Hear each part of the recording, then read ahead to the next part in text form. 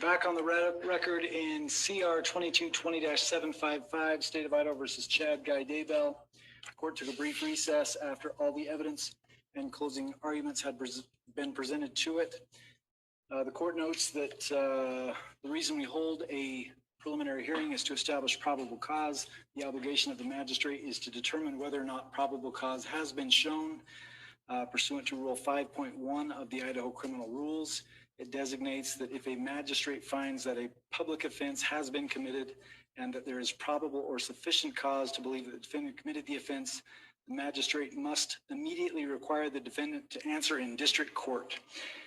The court finds, after reviewing all of the testimony that has been presented here, as well as exhibits 1 through 31, as well as the argument that has been made by both the state's defense and the state's attorney and the defense attorney, the court finds that the state has met its burden of probable cause, and I find that there is probable or sufficient cause to believe that the defendant, Chad Daybell, committed the offenses counts 1 through 4 as designated in the amended criminal complaint.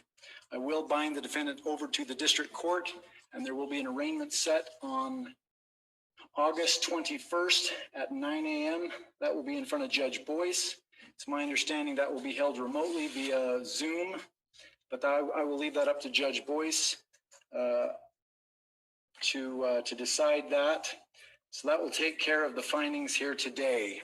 It's my understanding there's also one final issue that the state as well as defense would like to take up. Is that correct, Mr. Wood? I can put it to that. Yes, Your Honor.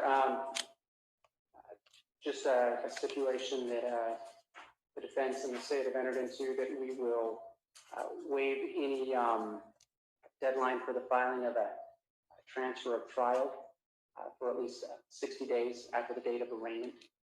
Okay. Mr. Pryor, it's my understanding that the stipulation isn't that a transfer of trial venue can take place, but that the deadline to file that motion, if one is going to be filed by either you or the state, is 60 days from today's date. Is that correct? That is correct, Judge. And I want to make it clear that that motion for transfer of trial, there are actually two types. There's transfer within the judicial district and transfer outside of the judicial district. And we are not specifying in the event we choose to file a motion for change venue or the state does, that we are not limiting ourselves to this judicial district. We could pursue it outside the judicial district as well. Thank you, Judge. The court notes that a stipulation has been reached. It's been put here on the record between the state and the defense. I will honor that stipulation. It will be ordered that 60 days from today's date will be the deadline for either the state or the defense to file a motion to transfer the location of the trial within or without District 7 here in the state of Idaho. With that, is there anything else we need to take up here today, Mr. Wood? Not from the state. Mr. Pryor? Not from the defense, Judge. Thank you for your consideration. I appreciate the zealous representation that has been taken place here today.